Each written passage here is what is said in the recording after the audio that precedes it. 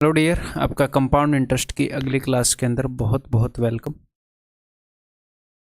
आज के दिन ये मैं तीसरी वीडियो शूट कर रहा हूँ और मेरे चश्मे के ऊपर कुछ लग गया है।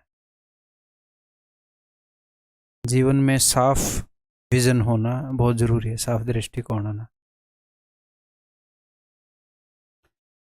तो आज जो है मैं ये तीसरी वीडियो शूट कर रहा हूँ। आज शरीर में एनर्जी बची हुई है। इससे पहले जो दो वीडियो हैं, एक 1.5 घंटे की और एक शायद 2 घंटे की है, शूट करके फिर भी आज तीसरी शूट कर रहा हूँ। और बीच में अलग से जो काम होता है पीपीटीज का, वो भी करके बैठा हूँ। ठीक है, क्योंकि सब कुछ छोड़ के आपके इसी मेंस बैच के ऊपर मैं लगा हुआ हूँ। तो ये जो वीडियो है ये शायद 1 घंटे के करीब की ही रखूँ। और जब भी मुझे मौका मिलेगा मैं क्या करता हूँ, अगले दिन आपको वीडियो मिलती है, पहले दिन मैं शूट कर लेता हूँ। एक आधे दिन अगर एक्स्ट्रा भी शूट कर पाऊँगा तो एक्स्ट्रा भी शूट कर लूँगा। क्योंकि मान लो गलती से बीमार हो गया, क्योंकि वो चीज़ें हाथ में नहीं होती है, तो अपना रूटीन नहीं टूटेगा, अपना सिलेबस जो है वो हो जाएगा। तो जब शरीर में जान है तो उस दिन लगा देते हैं। ठीक है, तो पेन नोटबुक निकाल लो भाई, और आपने भी ऐसे ही करना है। ठीक है, पढ़ाई से बिल्कुल भी कॉम्प्रोमाइज़ नहीं करना है। अगले 20-25 दिन में हर एक चीज़ से कॉम्प्रोमाइज़ कर लो, हर एक चीज़ से। हाँ, बस डाइट से मत करना, गंदा खाना पीना मत खाना, बीमार हो जाओगे। नींद से मत करना, नींद से करोगे तो यहाँ पर असर पड़ेगा, इसकी एफिशिएंसी कम होएगी, वहाँ पर जाकर पछताओ। तो 24 घंटे में से 7-8 घंटे एनफ होते हैं नींद के। 7-8 घंटे निकल ही जाते हैं। मैं कहना क्या चाह रहा हूँ, 24 घंटे एनफ होते हैं, 7-8 घंटे निकल ही जाते हैं, निकाल लो। बाकी फिर लगातार पढ़ो, सोवो, उठो, नहाओ, पढ़ो, सोवो। ठीक, दोबारा तो क्यों ही सोएंगे। चलिए जी, करते हैं। मनी लैंडर बोरोज मनी, कुछ और क्वेश्चन कर लेते हैं, है ना। A money lender borrows money at 4% per annum and pays the interest at the end of the year. 4% के हिसाब से उसने रुपए लिए और ईयर के एंड में वो इंटरेस्ट दे देता है। ही lands it at 6% per annum compound interest. तो उसने कंपाउंड इंटरेस्ट पर उसको दे दिया आगे, कंपाउंडेड हाफ ईयरली। यहाँ पर उसने हाफ ईयरली दे दिया, यहाँ पर उसने इंटरेस्ट दिया था eight the end of the year. तो ऊपर जो था साल के एंड में इंटरेस्ट दिया था वो सिंपल इंटरेस्ट है, लेकिन यहाँ पर उसने हाफ ईयरली कंपाउंड इंटरेस्ट पर दे दिया। And receives the interest at the end of the year. Half yearly दिया है but end of the year ही उसको ब्याज मिल रहा है। In this way he gains. तो पहले जब उसने 4% पर रुपए लिए हैं तो उसको आगे 4% ब्याज देना है। ठीक है, अब उसने आगे 6% पर दे दिया, लेकिन कंपाउंडेड हाफ ईयरली, तो इसको आप 2 हिस्सों में तोड़ोगे, हर 6 महीने में 3-3%। तो यहाँ से कितना ब्याज बनेगा, 3 और 3 6.09%। तो वो आगे दे रहा है 4%, कमा रहा है 6.9%। तो इन दोनों का डिफरेंस कितना होगा, ओवरऑल वो कितने कमा लेगा, ओवरऑल वो कमा लेगा मेरे भाई 2.09%। तो 2.09% रुपए वो कमा लेगा। इसका इतना परसेंट, प्रिंसिपल का इतना परसेंट, और ये उसने कमाया है। तो फाइंड द अमाउंट। तो ठीक है, इतने परसेंट की वैल्यू ये है, तो 1% की वैल्यू ये होगी, तो 100% की वैल्यू ये होगी। 2 के बाद पॉइंट, 2 के बाद पॉइंट, कैंसिल आउट हो गया। ठीक है, अब देखते हैं, ये आपको 5 गुना दिख ही रहा होगा। ठीक है, 200 का पहाड़ा तो आता ही है, इतना ईजी है। 5000। ठीक है, ये डायरेक्टली दिख ही रहा ना, 5 9 45 5 दूनी 10, बस। नेक्स्ट अपने पास है जी HW। इसे HW में करो, इसे भी HW में करो। A man invested ₹8,000 in a scheme for 3 years at compound interest. The rate of interest for the first 2 years is X% and that for the last year is 20%. The interest received by him after 3 years is this. Then find the rate of interest for the first year. यहाँ पर आप option भी use कर सकते हैं, लेकिन वो wise option नहीं होगा। ऑप्शन को यूज़ करना गंदा ही है, क्या पता एंड में हो, और क्या पता उत्तर अजीब सी फ्रैक्शन का हो। करने को कर सकते हैं बट वो वाइज ऑप्शन नहीं होगा। तो कैसे करेंगे, एक बार आगे बढ़ने से पहले आपको एक चीज़ बताता हूँ। देखो, मान लो यहाँ पर अपने एक वैल्यू है, ठीक है, ये रेट ऑफ इंटरेस्ट अगर X% है तो वैल्यू पहले साल X% बढ़ी, अगले साल भी X% है तो अगले साल भी X% बढ़ी, उससे अगले साल 20% बढ़ी, और फिर ब्याज इतना हो गया। यहाँ पर ये सीन है। मैं आपको एक बात बताऊँ कि एक वैल्यू 2 गुना कर दी मैंने, फिर उस वैल्यू को मैंने 3 गुना कर दिया, जो नई वैल्यू आई उसको, फिर नई वैल्यू को मैंने 4 गुना कर दिया, तो बताओ वैल्यू कितने गुना होगी? तो आप बोलोगे सर 4 × 12 दूनी 24 गुना होगी। अब अगर मैं आपको इसका उल्टा बोलूं कि भैया एक वैल्यू जो है वो मैंने कुछ गुना की, फिर 3 गुना करी, फिर 4 गुना करी, ओवरऑल वो 24 गुना हो गई, तो इसका ये बताओ कितने गुना करी थी? तो आप बोलोगे 24 डिवाइडेड बाई 3 × 4, 4 × 12, ये पक्का 2 गुना की होगी यहाँ पर। तो यही सीन यहाँ पर है। अपने पास प्रिंसिपल है, उसको हमने x% बढ़ाया, x% बढ़ाया तो कुछ ना कुछ गुना तो हुआ होगा। जैसे 10% बढ़ाते हो तो 11/10 गुना होता है। आपने फिर x% बढ़ाया तो सेम उतने ही गुना फिर से हुआ होगा, और उसके बाद 20% बढ़ा दिया तो कितने गुना हुआ? 6/5 टाइम्स हो गया। और अब जो वैल्यू है वो कितनी हो गई? पहले वो वैल्यू थी 8000 और अब वो वैल्यू हो गई। अब कोई भी चीज़ कितने गुना हुई, हमें यहाँ पर मैंने बताया था कि टोटल 24 गुना हो चुकी है, तो यहाँ पर भी निकालना पड़ेगा टोटल कितने गुना हुई। तो कोई भी वैल्यू कितने गुना हुई उसके लिए पता होना चाहिए फाइनल अपॉन इनिशियल। 8000 से कितनी हो गई? बताओ कितनी हो गई? ये तो ब्याज है, ये तो ब्याज है। पहले 8000 थी, 8 और 4 12, 12,696 हो गई। ओवरऑल कितने गुना होगी? यही चीज यहां पर लागू होगी कि this into this into this is equal to overall 24 गुना हो गई। तो this into this into this is equal to, तो यहाँ पर परसेंटेज है, बट कोई चीज कुछ परसेंट बढ़ती या घटती है तो कुछ ना कुछ गुना तो होती है ना। ठीक है, ठीक है। मान लो a गुना हो रही है x% बढ़ाने से, जैसे कि 10% बढ़ाने से 11/10 गुना होती है, तो a into 6/5 is equal to this, sorry is equal to this नहीं, कितने गुना हो रही है। तो यहां पर मैं क्या करूंगा कि ओवरऑल कितने गुना हुई? ओवरऑल हो गई 12,696 बटे में 8000, इतने गुना। ठीक है, इसको मैं डिवाइड कर दूंगा 6/5 से, तो क्या आ जाएगा? तो आ जाएगा, क्योंकि a गुना 6/5 इज इक्वल टू ये आना था कि ओवरऑल इतने गुना होगी।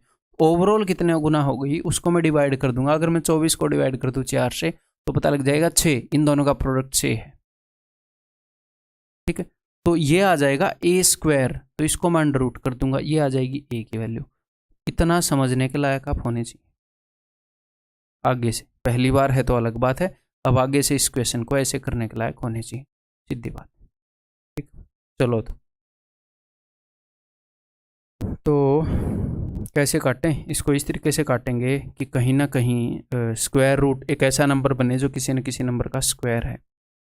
टेक्निक बता रहा हूँ, जब भी इसको ऐसे काटो, फुल फ्लेज काटने की जरूरत नहीं होती, आप ऐसे काट सकते हो कि कहीं ना कहीं स्क्वायर बने। 6 दूनी 12,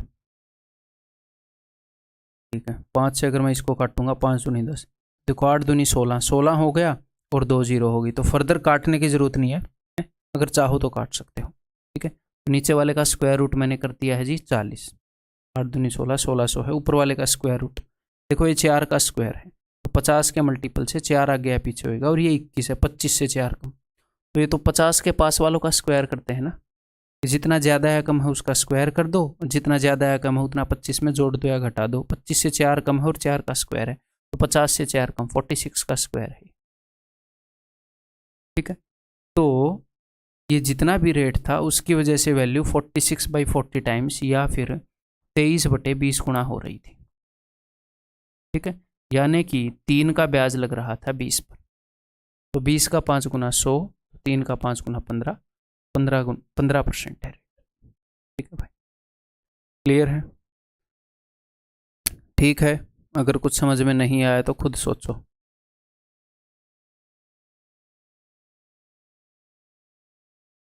rupees 16,820 is divided between 2 brother of age 27 year and 25 year. They invested their money at 5% per annum compounded interest in such a way, ताकि दोनों को 40 साल की उम्र में सेम अमाउंट मिले, दोनों को इक्वल मनी मिले, यानी कि सेम अमाउंट मिले। The share of the Elder brother, तो बहुत ही सिंपल है। मान लो एल्डर ब्रदर को ई रुपये मिले और यंगर ब्रदर को वाई रुपये मिले, तो एल्डर ब्रदर का जो मनी है वो किस रेट से बढ़ रहा है? 5% से, यंगर का भी 5% से। तो जो एल्डर ब्रदर है जो 27 साल का है, उसको 40 साल का होने में कितने साल पड़े हैं? सर 13 साल पड़े हैं। यहाँ पर देखो मैं आपको करवा ऐसे भी सकता हूँ कि इनकी उम्र के बीच में 2 का गैप है, ये कर लो, ज़्यादा प्रेशर में देना नहीं चाहता, 2 सेकंड बचा के कहाँ जाओगे, ठीक, क्योंकि आगे जब क्वेश्चन आएगा तो हमें रटना नहीं है, ये क्या ये थोड़ी देर याद रहेगा 5 मिनट, फिर वो चीज़ भूल जाओगे, फिर दोबारा से उसे करोगे, ये था क्या कंसेप्ट। तो सीधी बात है, ऐसे ही कर लो।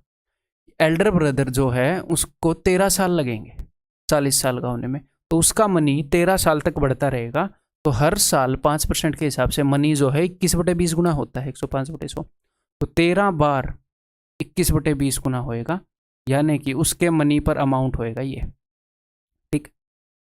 जो यंगर ब्रदर है उसको 40 साल का होने में मेरे भाई 15 साल बाकी हैं, तो उसका सम जो है वो 15 बार 21/20 गुना हो गया होगा। हर साल में 21/20 गुना होता है।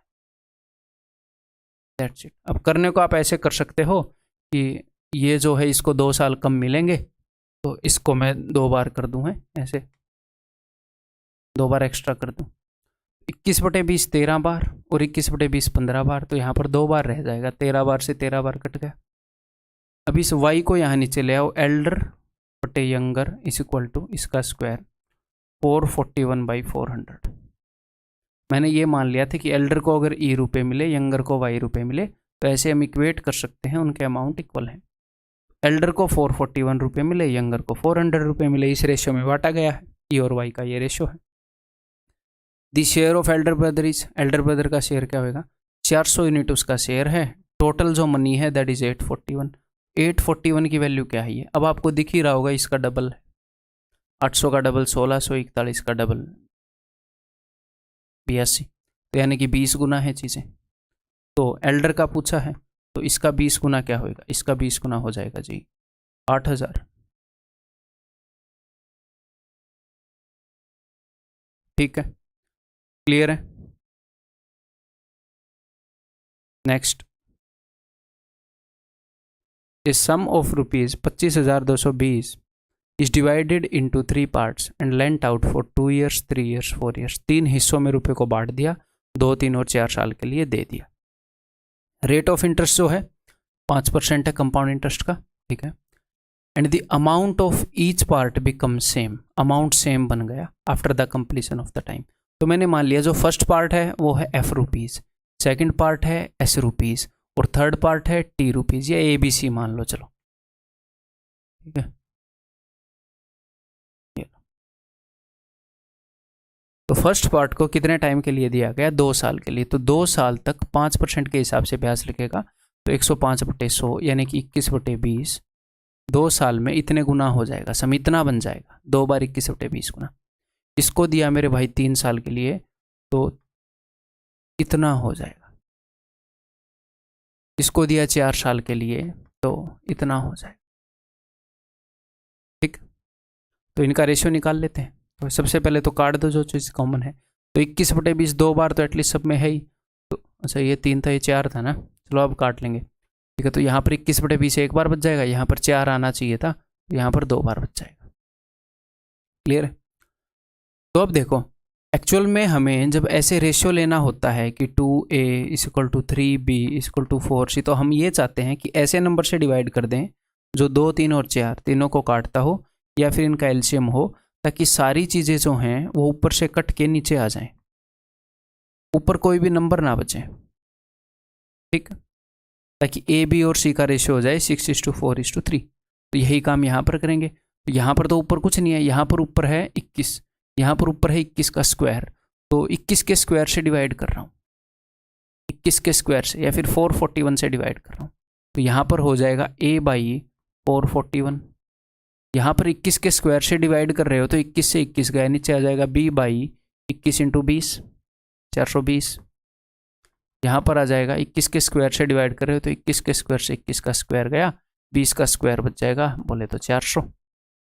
ABC का रेशियो क्या हो गया, ये हो गया। अब वो क्या पूछ रहा है, वो पूछ रहा है फाइंड द डिवाइडेड पार्ट्स, तो डिवाइडेड पार्ट्स बताओ, तो ठीक है भाई, इन सबको जोड़ेंगे और उतने यूनिट की वैल्यू ये है, फिर इतने इतने यूनिट की वैल्यू देख लेंगे, या फिर सिंपली ऐसे देख लो, 441 का मल्टीपल पहले मिले, फिर 420 का मिले, फिर 800 इसका 400 का मिले, ठीक है।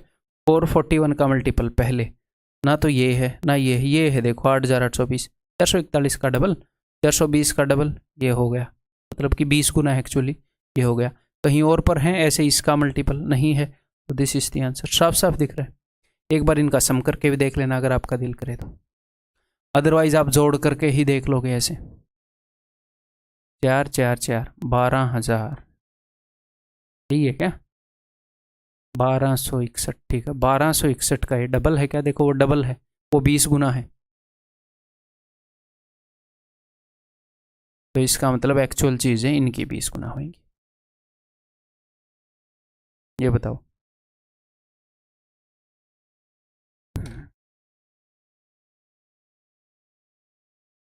आपको एक मज़ेदार बात बताता हूँ।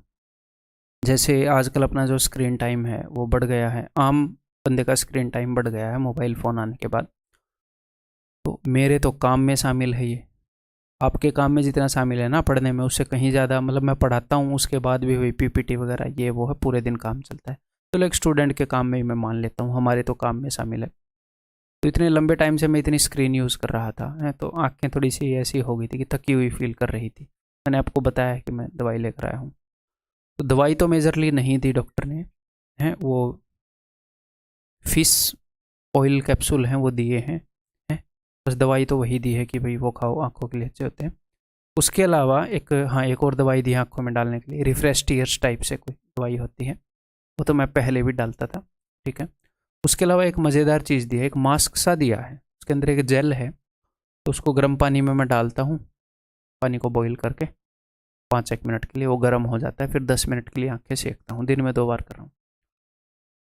उसके बाद से पलकें हल्की हल्की लग रही हैं, मतलब ऐसे मेरी आँखें ज़्यादा खुल रही हैं। मेरे को लग रहा है क्या 2-3 महीने से आँखें पूरी नहीं खोली थी क्या, मतलब आँखें रिलैक्स फील हो रही हैं, मज़ा आ गया। तो उस मास्क को मैं अभी मतलब रूटीन में यूज़ कर रहा हूँ। तो अगर आपको भी ऐसा फील हो रहा है, क्योंकि जनरली हो सकता है आपका भी स्क्रीन टाइम काफ़ी हो, तो आप डॉक्टर के पास जा सकते हैं, उस टाइप की चीज़ यूज़ कर सकते हैं। क्यों मैं बोल रहा हूँ, उसको मैं लाइफस्टाइल में उतारूंगा, रोज़ एटलीस्ट एक बार तो मैं यूज़ कर लूँगा। वो कोई ऐसी चीज़ नहीं है कि मैं एक्स्ट्रा चीज़ खा रहा हूँ, है जस्ट आँखें सेकनी है। मैंने डॉक्टर से ही पूछा था, और एक और बात बताई थी उन्होंने, क्या 20-20-20 का रूल है कि 20 मिनट्स के बाद 20 सेकेंड्स के लिए आँखों को ऐसे ब्लिंक करो, क्योंकि जब हम स्क्रीन देखते हैं तो ब्लिंक रेट कम हो जाता है। जब हम ब्लिंक करते हैं तो जो आईलिड्स हैं, जो पलकें हैं, वो पानी की एक परत चढ़ा देती हैं ताकि नमी रहे आंखों में। तो वैसे देखते रहोगे तो नमी उड़ जाती है। तो 20 मिनट के बाद तो देखो एग्जैक्टली तो मैं ये फॉलो नहीं करता कि 20 मिनट में 20 बार ऐसे 20 सेकंड के लिए करूँ या जो भी है, यानी 20 सेकंड में 20 मिनट बाद 20 सेकंड बाद 20 मीटर दूर देखो, ऐसा था या ब्लिंकिंग का था। तो कुल मिलाकर बात क्या है, दिन में एटलीस्ट कुछ टाइम जब आपको 2-3 घंटे पढ़ते हुए हो जाएं, तो एक बार खिड़की से बाहर दूर तक देखो, क्योंकि हम बहुत पास देख रहे होते हैं लगातार, एक ही जगह पर हमारी आंख का फोकस बना हुआ है। तो दूर से ऊपर घर की छत पर जाकर किसी दूसरे घर की टंकी, आसमान, दूर के पेड़, ये सारी चीज़ें देखो। आपकी आंखों की हेल्थ के लिए बता रहा हूँ, मैं भी इसको फॉलो करने की।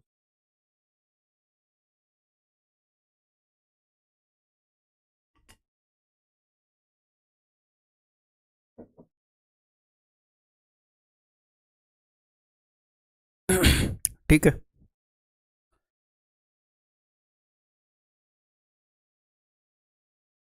चलिए इसे देखते हैं।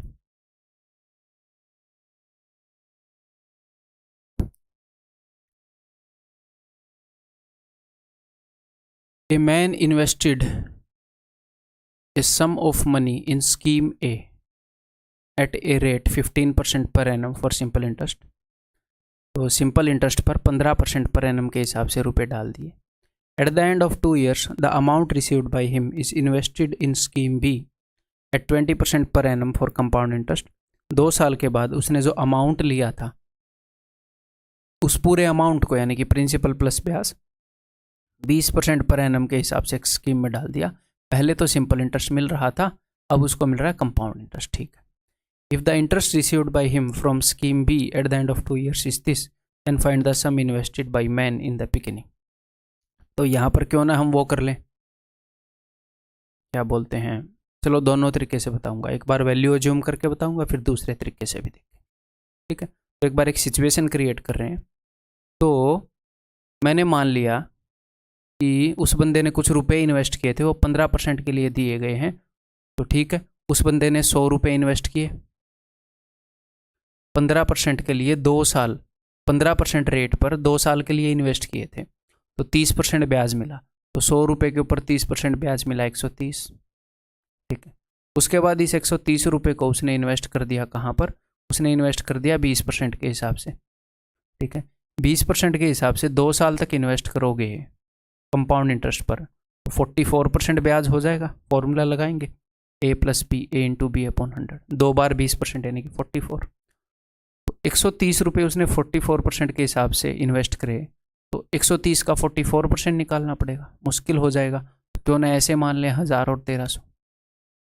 अब की बार यहाँ पर जो ब्याज बनेगा वो क्या बनेगा कि 1300 रुपये उसने 2 साल के लिए दिए, तो ब्याज बनेगा ये 13 × 44। अब इसकी वैल्यू बता रखी है कि यहाँ पर जो ब्याज बना था वो ये है, तो इतने यूनिट की वैल्यू बता रखी है, ओके। और कितने यूनिट की वैल्यू बता रखी है, पूछ रखी है, इसकी वैल्यू पूछ रखी है, तो खत्म।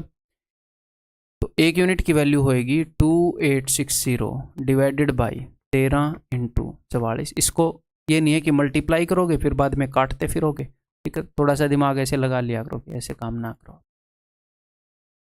चलिए काटें इसको, 22 दूनी 22, 22 से कट नहीं रहा, नहीं कट रहा है, 22 से कम 22, 22 × 66, 13 से 13, देन 2 से 5 पर 5000 इस द आंसर, ओके से। देन नेक्स्ट दूसरे तरीके से, इसको दूसरे तरीके से करने की कोशिश करते हैं।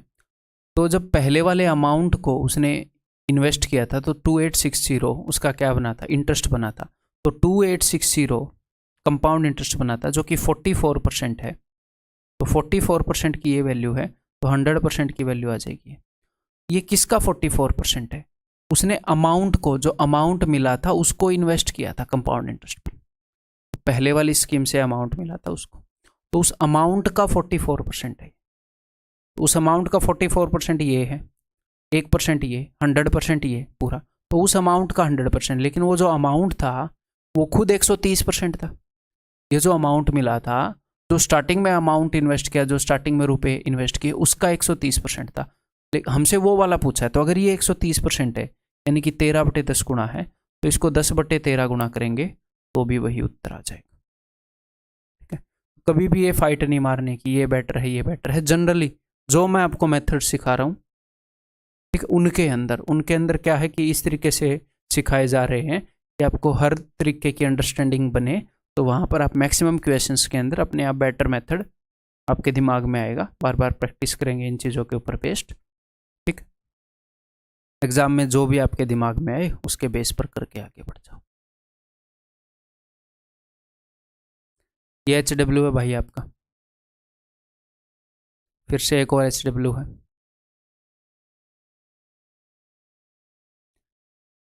A certain sum was deposited in a bank for 2 years at the rate of 10% compounded annually, ठीक है, 2 years तक बैंक में जमा कर दिया, 10% compounded annually, ठीक है।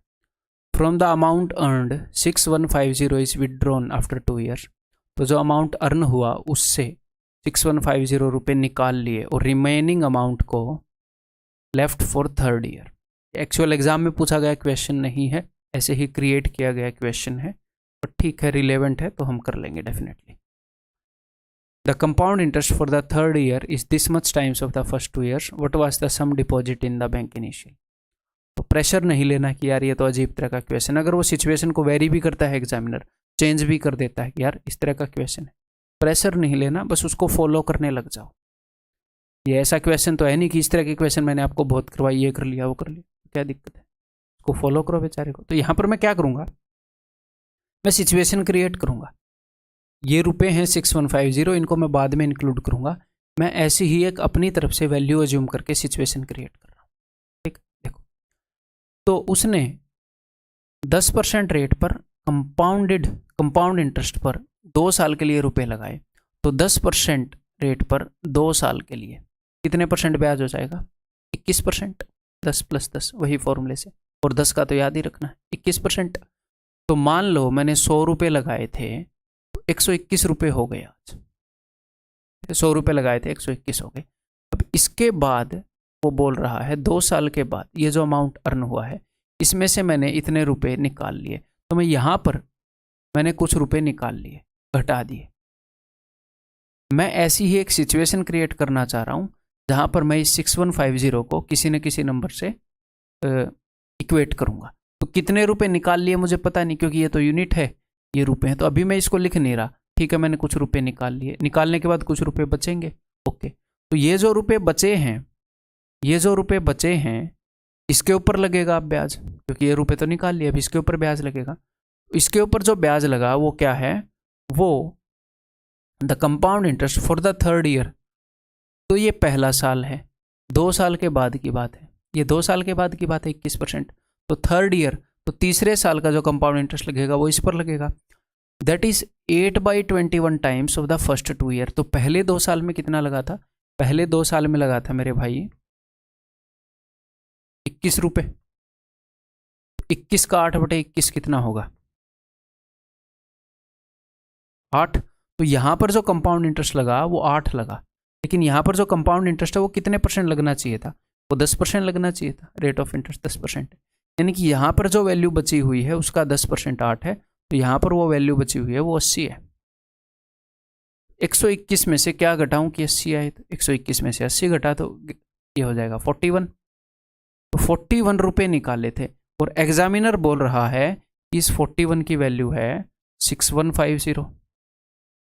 41 यूनिट की वैल्यू इतनी है, और हमें बताओ स्टार्टिंग में कितने रुपए जमा कराए थे, तो वो कराए थे 100।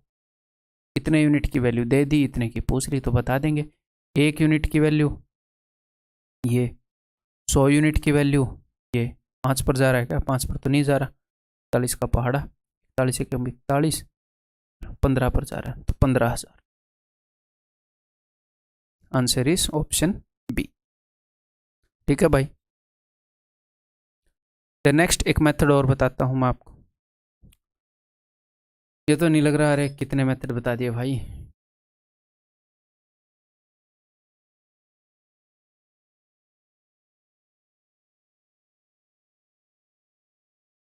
देखो, इस चीज को और भी कंफ्यूजिंग बनाया जा सकता था, लेकिन मैंने पूरी कोशिश करी है कम से कम कंफ्यूजिंग बनाकर आपको ये सारी चीजें सिखाने।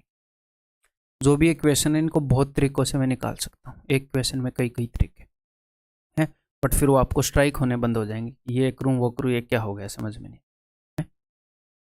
तो बहुत ही ऑप्टिमाइज करके पढ़ा है।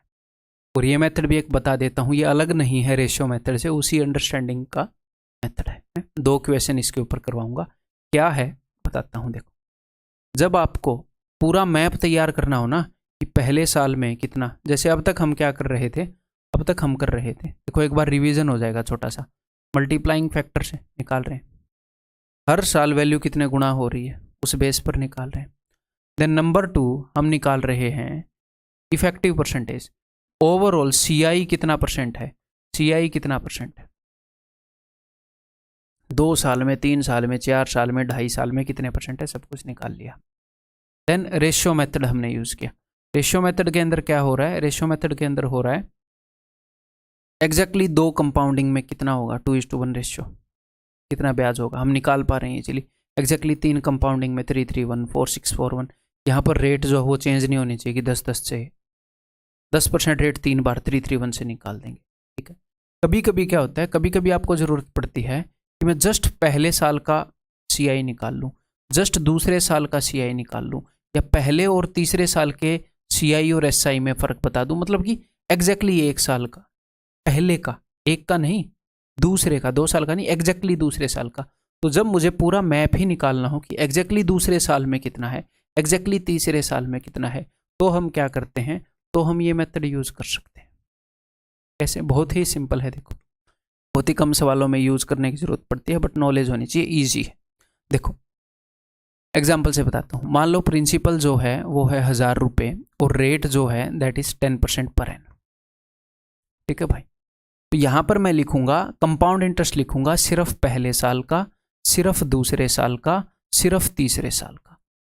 ठीक है, ये मैं क्या लिख रहा हूँ, ये मैं लिख रहा हूँ कंपाउंड इंटरेस्ट। ठीक है, तो पहले साल का कंपाउंड इंटरेस्ट क्या होगा, इस 1000 का 10%। सो क्लियर है।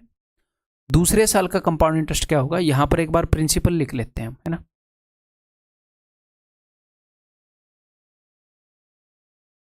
तो पहले साल का कंपाउंड इंटरेस्ट क्या होगा, इस 1000 का 10%, खत्म बात। दूसरे साल का कंपाउंड इंटरेस्ट क्या होगा, तो अब आप देखोगे, ध्यान से मेरी बात को सुनो, कि दूसरे साल का जो कंपाउंड इंटरेस्ट होएगा वो नए अमाउंट पर लगेगा। नया अमाउंट क्या होगा, प्रिंसिपल प्लस इंटरेस्ट। तो इससे पहले, इस नंबर 2 से पहले जितनी भी वैल्यूज लिखी हैं उन सब के ऊपर ब्याज लगा दो। इस 1000 के ऊपर ब्याज लगेगा 100, इसका 10%, इसका 10% है 10। दूसरे, ये सिर्फ दूसरे साल का कंपाउंड इंटरेस्ट है, 2 साल का नहीं, सिर्फ दूसरे साल का। तो 2 साल का कौन सा होएगा, ये पहले साल का है, ये दूसरे साल का है, तो 2 साल का इन दोनों को मिलाकर होएगा। ठीक है, इसकी मैं टेक्निक बताऊंगा कि कैसे आप कंफ्यूज नहीं होगे। तीसरे साल का कंपाउंड इंटरेस्ट कितना होएगा, तो देखो ये पहले साल का, ये दूसरे साल का, ये सारा मिलाकर क्या हो गया, नया अमाउंट बन गया। प्रिंसिपल था, पहले साल का कंपाउंड इंटरेस्ट लगा, फिर दूसरे साल का भी जुड़ गया, ये नया अमाउंट हो गया उसके लिए। तो इन सब के ऊपर ब्याज लगा दो। तो 1000 के ऊपर ब्याज 100 रुपये, 100 के ऊपर ब्याज 10 रुपये, 100 के ऊपर 10 रुपये, तो 2 बार 10 रुपये, 10 रुपये के ऊपर ब्याज 1 रुपये, 10% निकाल रहे हैं, तो ये हो गया।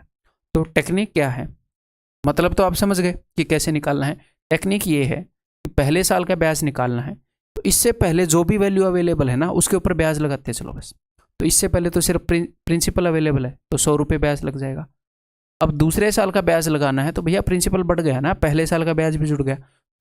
अब जितनी भी वैल्यूज लिखी हुई हैं सबके ऊपर ब्याज लगा दो 10%, इसका 10% 100, इसका 10% 10। ये निकालना है, तो जितनी भी वैल्यूज लिखी हुई हैं सबके ऊपर ब्याज लगा दो। 1000 के ऊपर 100, 100 के ऊपर 10, 100 के ऊपर 10, तो 2 बार 10 और 10 के ऊपर 1। तो ये क्या है, ये कंपाउंड इंटरेस्ट है। ये कंपाउंड इंटरेस्ट है, पहले साल का, दूसरे साल का, तीसरे साल का। ठीक है, सिर्फ पहले साल का कंपाउंड इंटरेस्ट कितना है, 100 रुपये। सिर्फ तीसरे साल का कंपाउंड इंटरेस्ट कितना है, ये है जी 121 रुपये। यहां पर हम फॉर्मूले वगैरह भी रट सकते हैं, तीसरे का इतना, चौथे का इतना, बट रटने की जरूरत नहीं है जब हम ऐसे लिख पा रहे हैं। ठीक है, और एक और बात, सिंपल इंटरेस्ट कैसे निकलेगा। सिंपल इंटरेस्ट है ये वाला, ये जो पहली लाइन है, क्योंकि सिंपल इंटरेस्ट सेम चलता है, यहां पर 100, यहां पर 100, यहां पर 100, हर साल सेम लगेगा। ये जो नीचे जो चीजें आई हैं ये ब्याज के ऊपर ब्याज करने से आई है। तो इसकी जरूरत कब पड़ेगी, इसकी जरूरत पड़ेगी अगर कभी किसी क्वेश्चन के अंदर हमें ये निकालने की जरूरत पड़ जाए कि एग्जैक्टली फर्स्ट साल में, एग्जैक्टली दूसरे साल में, एग्जैक्टली तीसरे साल में कितना ब्याज लगा। वो कब जरूरत पड़ती है, इनका सम डिफरेंस ऐसे करके वो पूछे तो 2 क्वेश्चन एग्जाम्पल के तौर पर करवाऊंगा, या फिर रेट को बदल दे। ठीक है, क्लियर है। तो डरना नहीं है बिना बात के। ये देखो एक क्वेश्चन, ये जनरली एक क्वेश्चन मतलब इसके ऊपर आए नहीं है अब तक, इतना फ्रीक्वेंट नहीं है, हाँ बट आ सकते हैं, यूजफुल है इसलिए करवा रहा हूँ। The difference between CI of third year. अब ये बोल रहा है क्या कि तीसरे साल का CI, तो देखो 3 साल का CI नहीं, तीसरे साल का CI। तो अब आपको अच्छा तीसरे साल का CI इंडिविजुअली निकालना है, ठीक। तो इस मेथड से इजीली हम कर पाएंगे। The difference between CI of third year and the simple interest of second year, और सेकेंड ईयर का सिंपल इंटरेस्ट देखो, on a sum at 12.5% per annum, 12.5% per annum compounded yearly पर इतने रुपए हैं। तो एक तो 12.5% का मतलब है 1/8।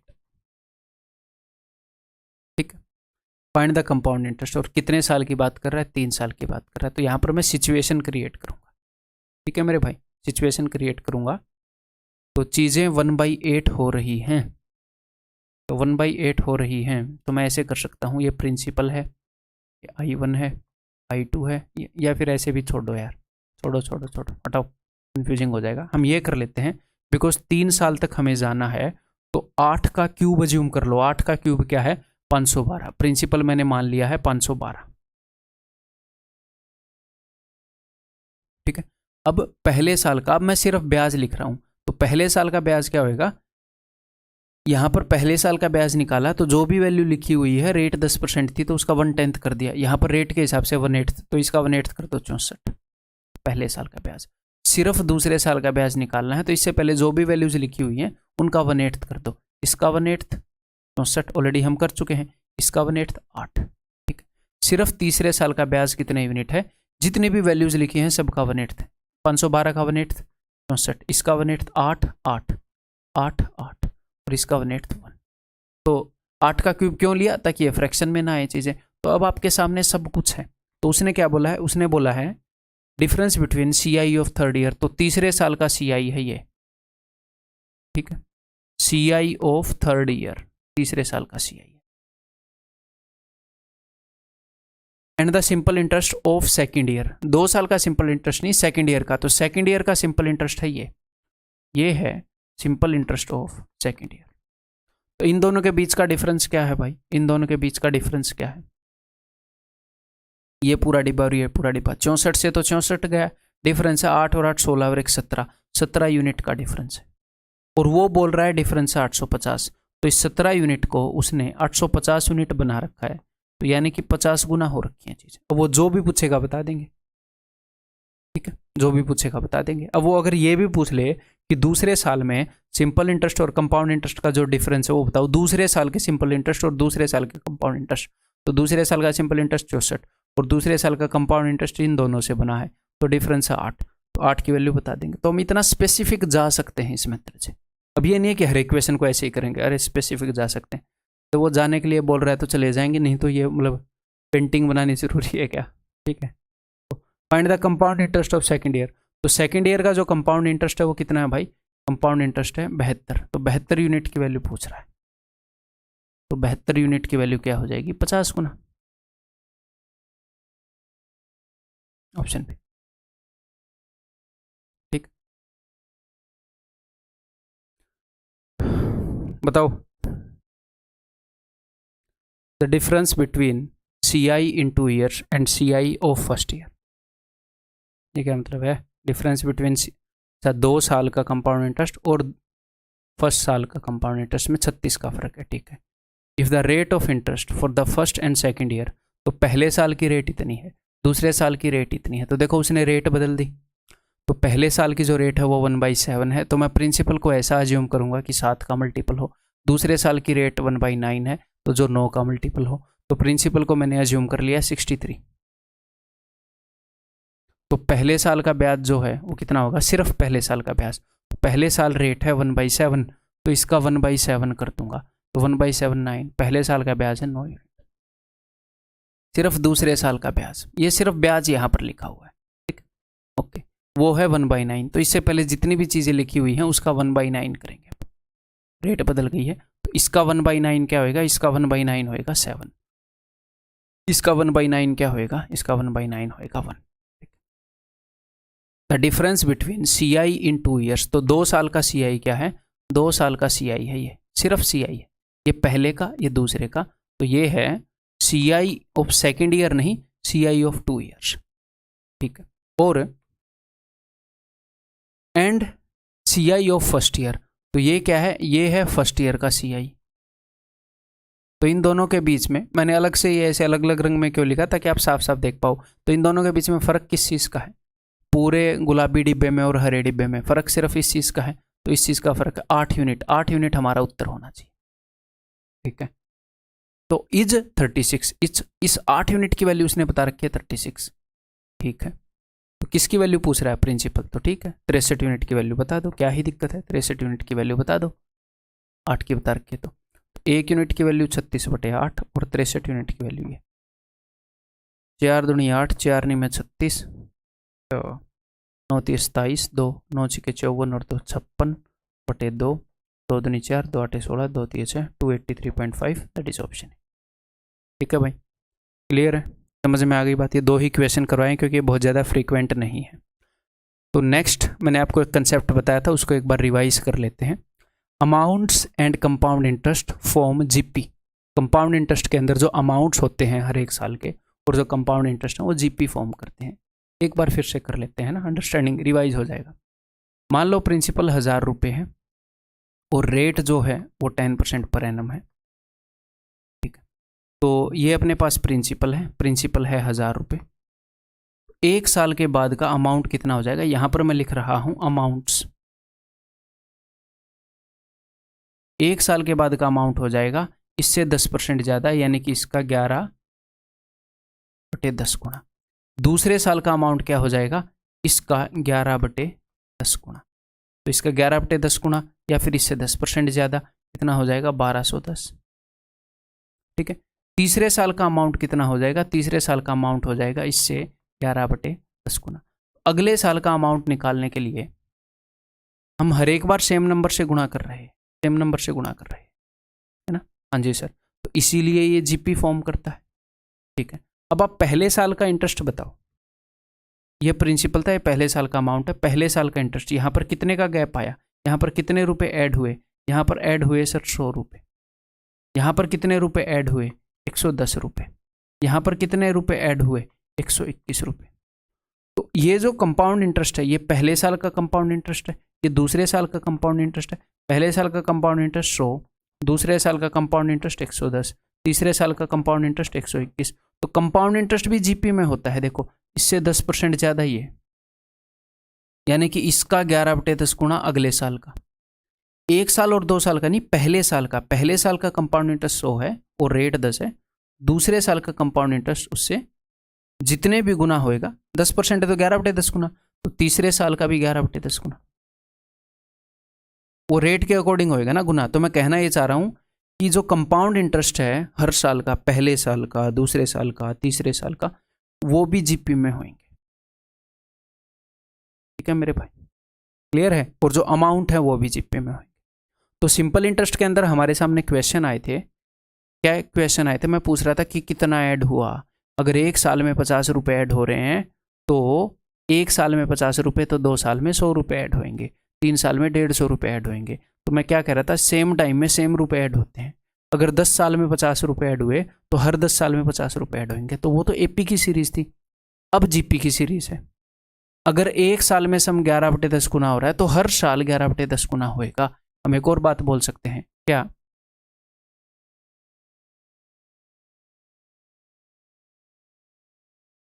कि चौथे साल जो सम है वो इसका 11/10 गुना होएगा। ठीक है, जो भी होएगा। तो अब ध्यान से सुनो, ये प्रिंसिपल है, ये दूसरे साल का अमाउंट है। 2 साल में सम कितने गुना हो रहा है सर, 1 साल में 11/10 गुना, एक साल में 11/10 गुना, तो 2 साल में 11/10 का स्क्वायर गुना हो रहा है। तो हर 2 साल में 11/10 का स्क्वायर गुना होएगा। मैं कहना ये चाह रहा हूं कि सेम टाइम के अंदर सेम गुना होएगा।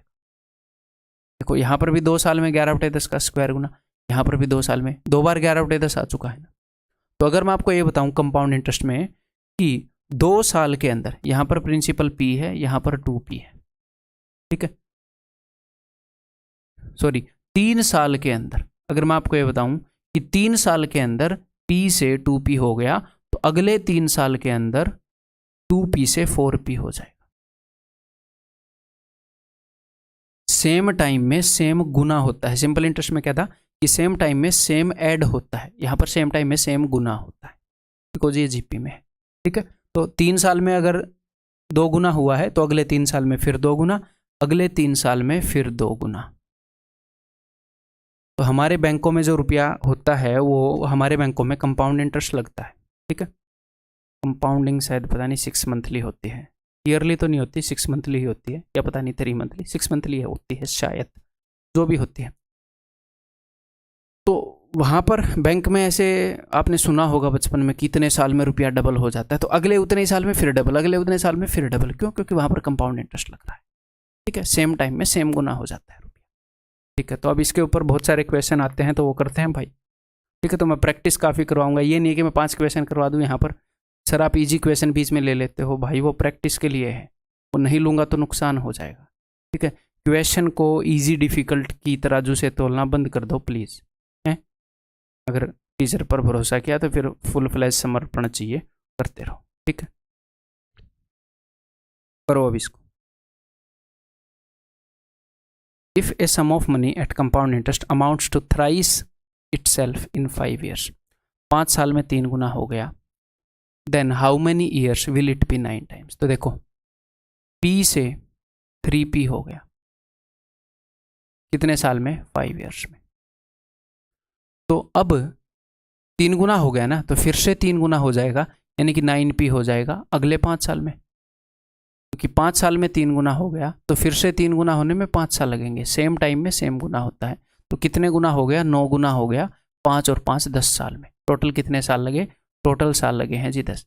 हम एग्जाम में इसको ऐसे नहीं करेंगे, मैं आपको समझा रहा हूँ। एग्जाम में कैसे करेंगे? एग्जाम में आप ऐसे करोगे कि 3 गुना होने में 5 साल लगे, तो आप ये देखोगे कि 9 टाइम्स होने के लिए 3 गुना कितनी बार होना पड़ेगा। एक बार 3 गुना होने के लिए 5 ईयर्स है, तो 9 टाइम होने के लिए 2 बार 3 गुना होना पड़ेगा। एक बार के लिए 5 साल, तो 2 बार के लिए 10 साल। भैया एक बार 3 गुना हुआ 5 साल, एक और बार 3 गुना होगा 5 और साल, यानी कि 10 साल। तो हम ये देखेंगे इस क्वेश्चन को सोल्व करने की टेक्निक क्या है कि आपको 3 गुना होने में 5 साल, ऐसे वो बोल रहा है 9 गुना कितने टाइम में होएगा, तो इस 9 को तोड़ लिया करो और इसको इसके रूप में तोड़ोगे कि 3 इंटू 3। अच्छा 2 बार 3 गुना होना है, 2 बार 3 गुना होना है 9 गुना होने के लिए, तो 5 साल एक बार 3 गुना होने के लिए, 5 साल एक बार 3 गुना होने के लिए, टोटल 10 साल लगेंगे। ठीक है, ये नीचे 25 मत बोल देना, 5 इंटू 5 25 ही कर दो।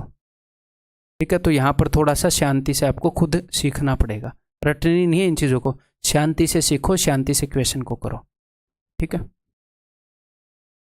Next, a sum on compound interest becomes 3 times in 4 years. तो ये 3 गुना हो रहा है। तो ये बोल रहे हैं then with the same interest rate the sum will be 81 times. तो 81 टाइम्स होने के लिए कितनी बार 3 गुना होना पड़ता है? तो 81 को ब्रेक करो तो आपको पता चलेगा, अच्छा 4 बार 3 गुना होना पड़ रहा है 81 टाइम्स होने के लिए, 4 बार 3 गुना होना पड़ता है, और एक बार 3 गुना होने के लिए हमें लग जाते हैं 4 ईयर्स। तो 4 + 4 + 4 + 4 4 चौके 16 साल लगेंगे। ये कई बार बच्चों को समझ में नहीं आता है, तो ये नहीं है कि मैं इसको और बेटर एक्सप्लेन कर सकता हूँ, मैंने कर दिया जितना मैं कर सकता हूँ। ठीक है, इसके बाद खिचड़ी बनाने से फ़ायदा नहीं होएगा, तो आप खुद सोचोगे जो मैं बातें बोल रहा हूँ उनका क्या मतलब है, खुद रुक कर सोचोगे फिर भी समझ नहीं आता। ठीक है, क्लियर है? A sum of money doubles itself in 4 years. तो डबल 2 गुना कर लेता है 4 सालों में। It will amount to 8 times. तो देखो 2 गुना होने के लिए 4 साल, 8 गुना होने के लिए कितनी बार 2 गुना होना पड़ेगा? 8 गुना होने के लिए मेरे भाई 3 बार 2 गुना होना पड़ेगा। मैं इनको ऐसे ही बता सकता हूँ 2 की पावर 3 करो, जो 3 है उसको इससे मल्टीप्लाई करो, ऐसे शॉर्टकट बना दूँ।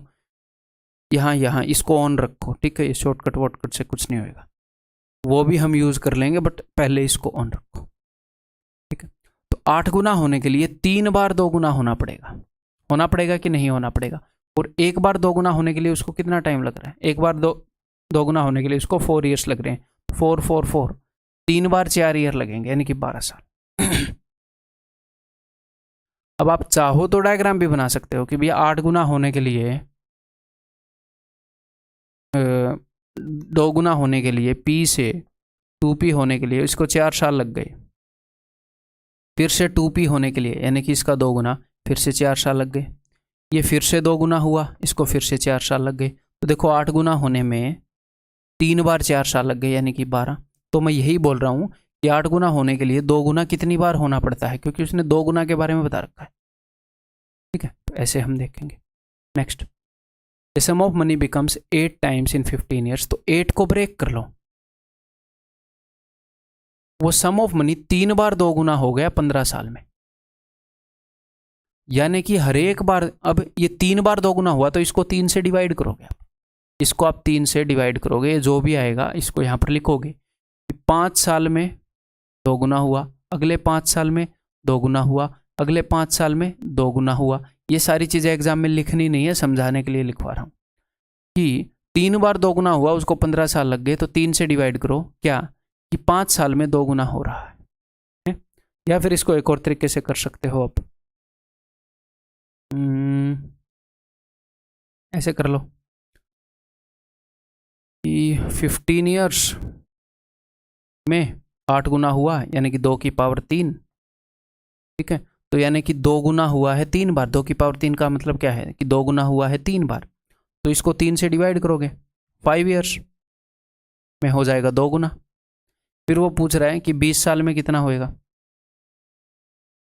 ये बस मैं खुद क्रिएट करने की कोशिश कर रहा हूँ आपके लिए। ये मतलब वो मज़ा नहीं आया उतना, करने को तो कर लेंगे डाउ, यहीं से करते हैं, अंडरस्टैंडिंग से करने लायक क्वेश्चन है, यहीं से करते हैं भाई, आपको समझना पड़ेगा। ठीक है, तो 8 गुना होने का मतलब है 3 बार 2 गुना होना, तो 15 साल में, तो यानी कि 5 साल में 2 गुना हो जाता है। वो बोल रहे हैं कि 20 साल में कितना होगा, तो 5 साल अगर और लिए तो फिर से 2 गुना हो जाएगा, यानी कि 16 गुना हो जाएगा। तो उत्तर इज ऑप्शन बी। ठीक है,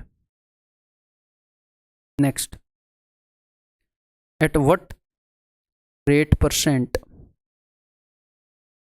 compound interest does a sum of money becomes 16 times in 4 years. तो 4 साल में 16 गुना हो जाता है, किस रेट पर?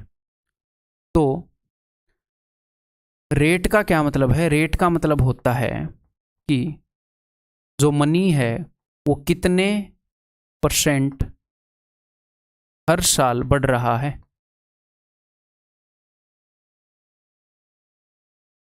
हर साल कितने परसेंट बढ़ रहा है, थोड़ा सा और अच्छा लगेगा वैसे, है ना। रेट परसेंट का क्या मतलब है? 10% पर एनम है कि हर साल जो हमारा मनी है वो कितने परसेंट बढ़ रहा है।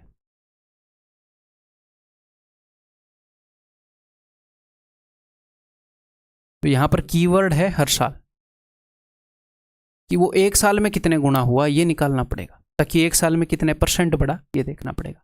तो देखो 4 ईयर्स के अंदर वो हो गया 16 टाइम्स।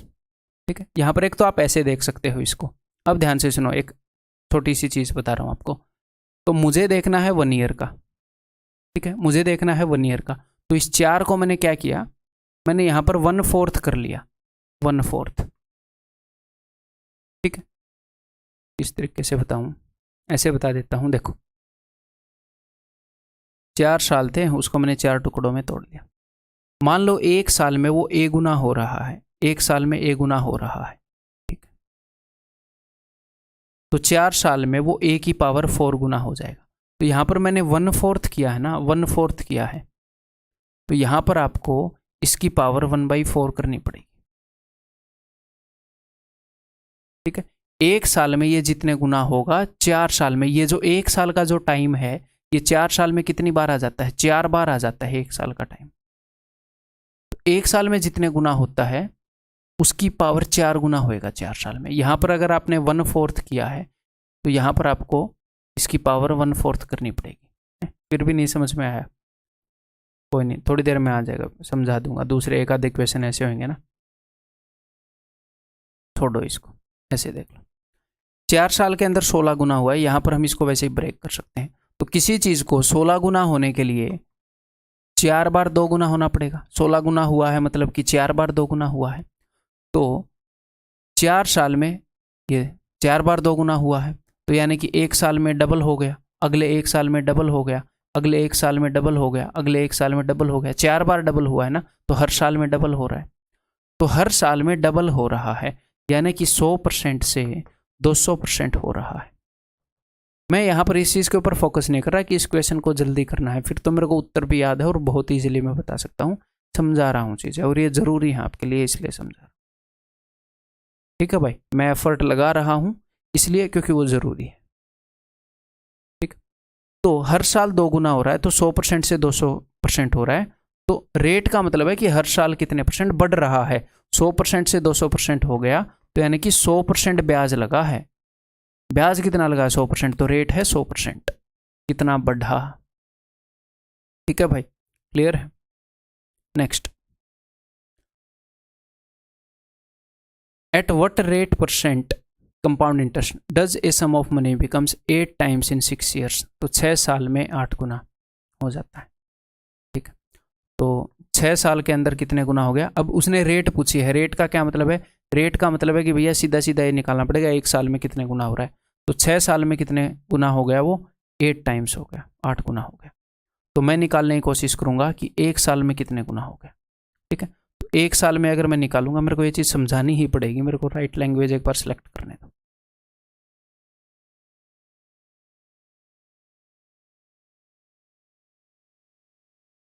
ठीक है, ये समझानी ही पड़ेगी। यहाँ पर मैं टाइम को 1/6 कर रहा हूँ, तो यहाँ पर 8 की पावर मेरे को 1/6 लेनी पड़ेगी। ठीक है, चलो एक बार बताता हूँ। अगर मैं आपको बताऊं कि 2t टाइम के अंदर कोई चीज़ जो है वो 16 गुना हो गई, तो t टाइम के अंदर वो कितनी हुई होगी? वो 16 का अंडर रूट टाइम्स हुई होगी। क्यों? देखो, ये t टाइम है, ये t टाइम है, टोटल यहाँ से यहाँ तक जाते जाते चीज़ 16 गुना हो गई, तो यहाँ से यहाँ तक जाते जाते 4 गुना हुई होगी। आधे टाइम के अंदर वो 2 बार कुछ ना कुछ हुई होगी, तब जाकर वो 16 बनी। ऐसे ही अगर मैं आपको एक बात बताऊं कि 3t टाइम के अंदर एक चीज़ जो है वो मान लो उस पर आप 64 गुना मान लो हो गई, तो t टाइम के अंदर अगर मैंने टाइम इसका 1/3 लिया है तो इसका क्यूब रूट लेना पड़ेगा, इसकी पावर 1/3 लेनी पड़ेगी, 4 गुना हो रही है। जैसे 3t टाइम के अंदर वो हुई है यहाँ से यहाँ तक जाते जाते 64 गुना, तो 4 गुना 4 गुना 4 गुना, ठीक है, t time t time t time, ऐसे। ठीक है मेरे भाई, तो अगर मैंने टाइम को 1/6 किया है तो पावर भी मैं 1/6 कर दूंगा, ये। ठीक है, तो एक साल में ये इतने गुना हो रहा है, तो इसको मैं देख सकता हूँ 2 की पावर 3 की पावर 1/6 इज इक्वल टू 2 की पावर हाफ, यानी कि अंडर रूट 2। तो एक साल में √2 टाइम्स हो रहा है। तो इसको थोड़ा सा यहाँ पर ऐसे भी देख लेते हैं, जिस तरीके से मैं बता रहा था उस तरीके से भी। देखो, 6 साल में 8 गुना हुआ है, 8 गुना होने के लिए 3 बार 2 गुना होना पड़ेगा। आप बोलोगे जी हाँ सर, 3 बार 2 गुना हुआ है, तो इसको आप 3 से डिवाइड करोगे 6 को, 6 divided by 2 is equal to 3। तो हर 3 साल में वो 2 गुना हुआ है, हर 3 साल में। ये मैंने क्या कर दिया, 3 से डिवाइड करेंगे ना इसको, अरे यार, ये लो, तो हर 2 साल के अंदर वो 2 गुना हुआ है। थोड़ा सा प्रैक्टिकली भी इसको समझ लेते हैं। तो क्या हुआ, यहाँ पर श्रम था P, ठीक है, और 2 साल के अंदर वो हो गया 2P, 2 गुना हो गया। एक साल के अंदर वो कितने गुना हुआ होगा बताओ? तो एक साल के अंदर हुआ होगा √2 गुना और √2 गुना, ठीक है, √2 इंटू √2, तब जाके 2 टाइम्स होएगा ना। तो एक साल के अंदर √2, अगले एक साल के अंदर √2, तब जाकर 2 टाइम्स होएगा 2 साल के अंदर। क्लियर है? ठीक है, अब इसको अगर और भी मैं बेसिक से बताऊं, कि अगर और भी बेसिक से करना हो तो आप ऐसे भी कर सकते हो कि भैया मैंने मान लिया कि एक साल के अंदर वो A टाइम्स हो रहा है, एक साल के अंदर वो A गुना हो रहा है, तो अगले एक साल में फिर A गुना होएगा। तो 2 बार A गुना होने पर पता लगा वो 2 गुना हो गया, तो A into A square is equal to 2, तो A इज इक्वल टू √2। हालांकि हम ऐसे जाएंगे नहीं, हम करेंगे ऐसे ही, मैं आपकी समझ को डेवलप कर रहा हूँ। ठीक है, तो हर साल में रुपए जो हैं वो इतने गुना हो रहे हैं √2 टाइम्स, तो √2 का मतलब होता है 1.414, तो 1.414 टाइम्स हो रहा है सम। तो जब कोई चीज़ 10% बढ़ती है तो वो कितने टाइम्स होती है? वो होती है 1.1 टाइम्स। जब कोई चीज़ 32% बढ़ती है तो वो होती है 1.32 टाइम्स। जब कोई चीज़ 43% बढ़ती है तो वो होती है 1.43 टाइम्स। तो अगर कोई चीज़ 1.414 टाइम्स हुई है तो ये 41.4% बढ़ी है, ऑप्शन सी। ठीक, क्लियर है भाई? एक और क्वेश्चन करोगे? Will you do one more question?